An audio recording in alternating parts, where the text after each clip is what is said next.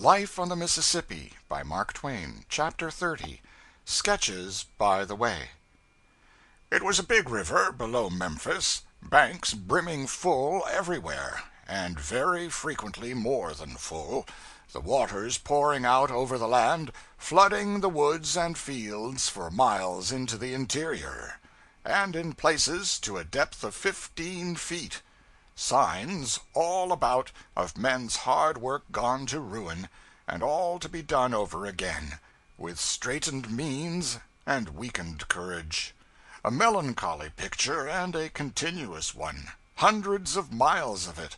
Sometimes the beacon lights stood in water 3 feet deep, in the edge of dense forests which extended for miles without farm, wood yard, clearing, or break of any kind, which meant that the keeper of the light must come in a skiff a great distance to discharge his trust, and often in desperate weather.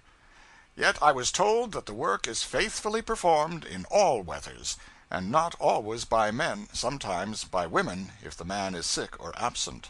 The government furnishes oil, and pays $10 or $15 a month for the lighting and tending. A government boat distributes oil and pays wages once a month. The Ship Island region was as woodsy and tenantless as ever. The island has ceased to be an island, has joined itself compactly to the main shore, and wagons travel now where the steamboats used to navigate. No signs left of the wreck of the Pennsylvania. Some farmer will turn up her bones with his plow one day, no doubt, and be surprised. We were getting down now into the migrating Negro region. These poor people could never travel when they were slaves, so they make up for the privation now.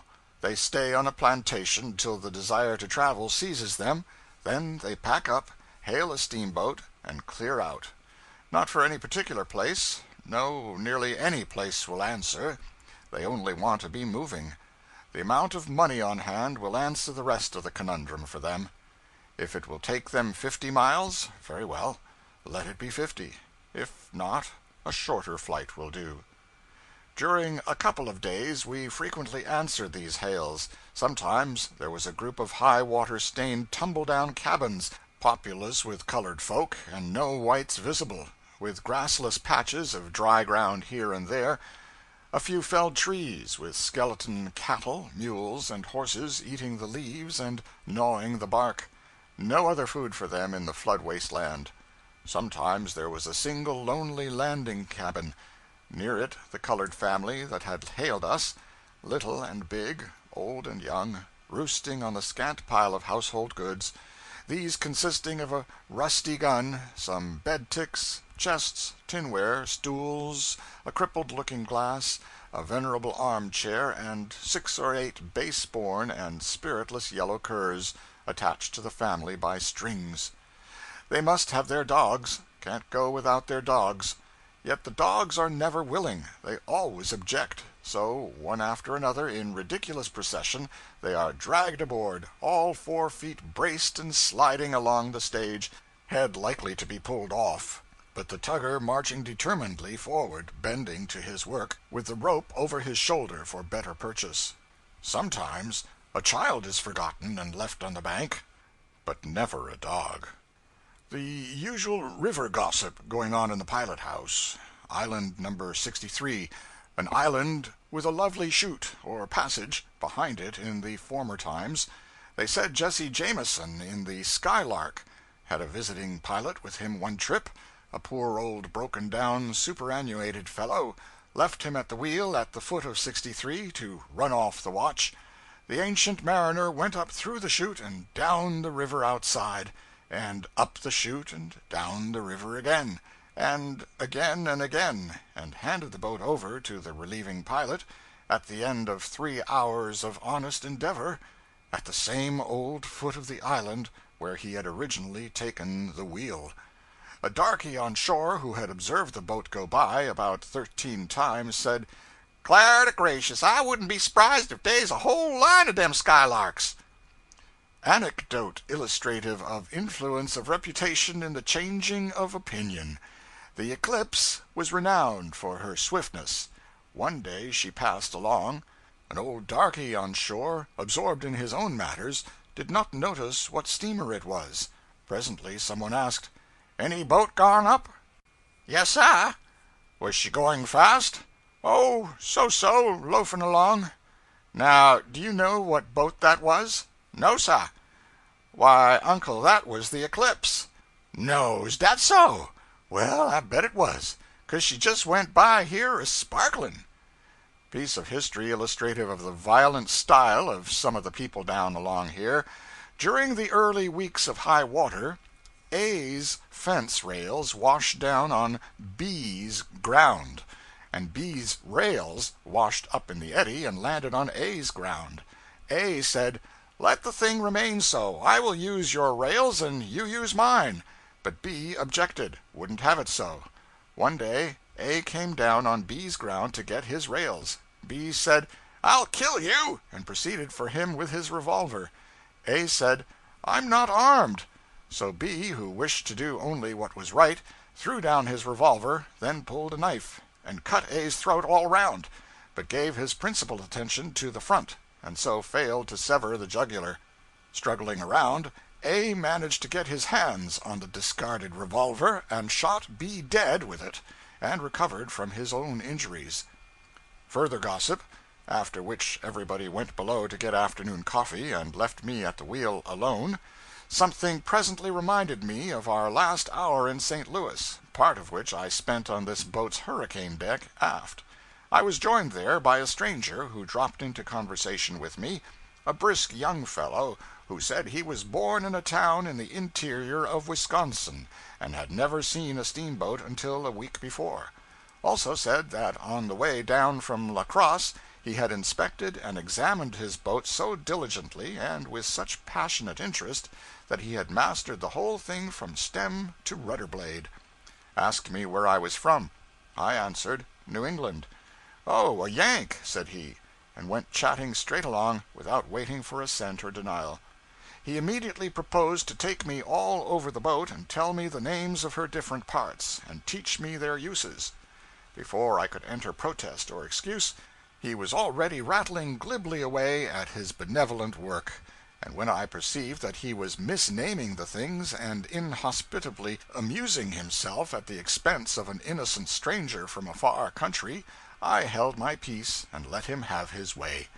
He gave me a world of misinformation, and the further he went, the wider his imagination expanded, and the more he enjoyed his cruel work of deceit. Sometimes, after palming off a particularly fantastic and outrageous lie upon me, he was so full of laugh that he had to step aside for a minute, upon one pretext or another, to keep me from suspecting. I stayed faithfully by him until his comedy was finished. Then he remarked that he had undertaken to learn me all about a steamboat, and had done it, but that if he had overlooked anything, just ask him, and he would supply the lack. "Anything about this boat that you don't know the name of or the purpose of, you come to me, and I'll tell you." I said I would, and took my departure, disappeared, and approached him from another quarter whence he could not see me. There he sat, all alone, doubling himself up and writhing this way and that, in the throes of unappeasable laughter. He must have made himself sick, for he was not publicly visible afterward for several days. Meantime, the episode dropped out of my mind. The thing that reminded me of it now, when I was alone at the wheel, was the spectacle of this young fellow standing in the pilot house door, with the knob in his hand, silently and severely inspecting me. I don't know when I have seen anybody look so injured as he did. He did not say anything, simply stood there and looked, reproachfully looked and pondered.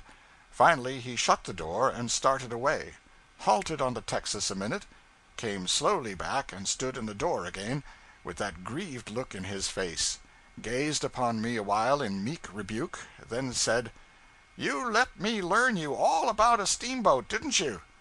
"Yes," I confessed. "Yes, you did, didn't you?" "Yes." "You are the feller that Language failed. Pause. Impotent struggle for further words. Then he gave it up, choked out a deep, strong oath, and departed for good. Afterward I saw him several times below during the trip, but he was cold, would not look at me. Idiot, if he had not been in such a sweat to play his witless practical joke upon me in the beginning, I would have persuaded his thoughts into some other direction, and saved him from committing that wanton and silly impoliteness. I had myself called with the 4 o'clock watch, mornings, for one cannot see too many summer sunrises on the Mississippi. They are enchanting. First, there is the eloquence of silence, for a deep hush broods everywhere. Next, there is the haunting sense of loneliness, isolation, remoteness from the worry and bustle of the world. The dawn creeps in stealthily. The solid walls of black forest soften to gray, and vast stretches of the river open up and reveal themselves. The water is glass smooth, gives off spectral little wreaths of white mist. There is not the faintest breath of wind, nor stir of leaf. The tranquility is profound and infinitely satisfying. Then a bird pipes up, another follows, and soon the pipings develop into a jubilant riot of music. You see none of the birds, you simply move through the atmosphere of song which seems to sing itself. When the light has become a little stronger, you have one of the fairest and softest pictures imaginable. You have the intense green of the massed and crowded foliage near by. You see it paling shade by shade in front of you. Upon the next projecting cape, a mile off or more, the tint has lightened to the tender young green of spring. The cape beyond that one has almost lost color, and the further one, miles away under the horizon, sleeps upon the water a mere dim vapor, and hardly separable from the sky above it and about it. And all this stretch of water is a mirror, and you have the shadowy reflections of the leafage and the curving shores and the receding capes pictured in it. Well, that is all beautiful, soft and rich and beautiful. And when the sun gets well up, and distributes a pink flush here, and a powder of gold yonder, and a purple haze where it will yield the best effect, you grant that you have seen something that is worth remembering. We had the Kentucky Bend country in the early morning, scene of a strange and tragic accident in the old times. Captain Poe had a small stern-wheel boat for years the home of himself and his wife. One night the boat struck a snag in the head of Kentucky Bend and sank with astonishing suddenness. Water already well above the cabin floor when the captain got aft, so he cut into his wife's stateroom from above with an axe. She was asleep in the upper berth, the roof a flimsier one than was supposed. The first blow crashed down through the rotten boards and clove her skull. This bend is all filled up now, result of a cut-off, and the same agent has taken the great and once much frequented Walnut Bend and set it away back in a solitude far from the accustomed track of passing steamers. Helena we visited, and also a town I had not heard of before, it being of recent birth, Arkansas City. It was born of a railway. The Little Rock, Mississippi River, and Texas Railroad touches the river there. We asked a passenger who belonged there what sort of a place it was. Well, said he, after considering, and with the air of one who wishes to take time and be accurate, it's a hell of a place. A description which was photographic for exactness. There were several rows and clusters of shabby frame houses, and a supply of mud sufficient to insure the town against a famine in that article for 100 years. For the overflow had but lately subsided. There were stagnant ponds in the streets, here and there, and a dozen rude scows were scattered about, lying aground wherever they happened to have been when the waters drained off and people could do their visiting and shopping on foot once more. Still, it is a thriving place, with a rich country behind it, an elevator in front of it, and also a fine big mill for the manufacture of cottonseed oil. I had never seen this kind of mill before. Cottonseed was comparatively valueless in my time, but it is worth $12 or $13 a ton now, and none of it is thrown away. The oil made from it is colorless, tasteless, and almost, if not entirely, odorless. It is claimed that it can, by proper manipulation, be made to resemble and perform the office of any and all oils, and be produced at a cheaper rate than the cheapest of the originals. Sagacious people shipped it to Italy, doctored it, labeled it, and brought it back as olive oil. This trade grew to be so formidable that Italy was obliged to put a prohibitory impost upon it to keep it from working serious injury to her oil industry. Helena occupies one of the prettiest situations on the Mississippi. Her perch is the last, the southernmost group of hills which one sees on that side of the river. In its normal condition it is a pretty town, but the flood, or possibly the seepage, had lately been ravaging it. Whole streets of houses had been invaded by the muddy water, and the outsides of the buildings were still belted with a broad stain extending upwards from the foundations. Stranded and discarded scows lay all about. Plank sidewalks on stilts 4 feet high were still standing. The board sidewalks on the ground level were loose and ruinous. A couple of men trotting along them could make a blind man think a cavalry charge was coming. Everywhere the mud was black and deep, and in many places malarious pools of stagnant water were standing. A Mississippi inundation is the next most wasting and desolating infliction to a fire. We had an enjoyable time here, on this sunny Sunday, 2 full hours' liberty ashore while the boat discharged freight. In the back streets but few white people were visible, but there were plenty of colored folk, mainly women and girls, and almost without exception upholstered in bright new clothes of swell and elaborate style and cut, a glaring and hilarious contrast to the mournful mud and the pensive puddles. Helena is the second town in Arkansas, in point of population, which is placed at 5,000. The country about it is exceptionally productive. Helena has a good cotton trade, handles from 40 to 60,000 bales annually. She has a large lumber and grain commerce, has a foundry, oil mills, machine shops, and wagon factories. In brief, has $1 million invested in manufacturing industries. She has 2 railways, and is the commercial center of a broad and prosperous region.